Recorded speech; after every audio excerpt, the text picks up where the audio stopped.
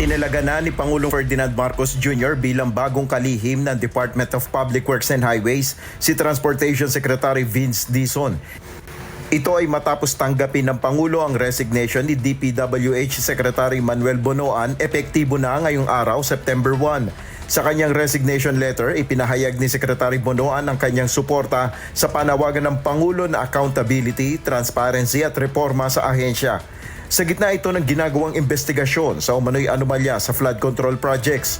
Ayon sa Presidential Communications Office, inatasan ni PBBM si Secretary Dizon na magsagawa ng masusing pagsusuri sa buong organisasyon ng kagawaran at tiyakin na ang pondo ng bayan ay gagamitin lamang para sa mga infrastrukturang tunay na nagpoprotekta at pakikinabangan ng sambayan ng Pilipino.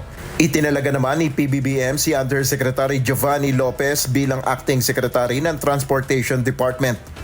Upang higit pang mapalakas ang pananagutan, bumuo si Pangulong Marcos ng isang independent commission upang imbestigahan ang mga anomalya sa flood control projects. Ang komisyong ito ay magsasagawa ng masusing pagsusuri sa mga proyekto, tutukoy sa mga irregularidad at magre-rekomenda ng mga hakbang para sa pananagutan upang matiyak ang tiwala ng publiko sa paggastos para sa infrastruktura.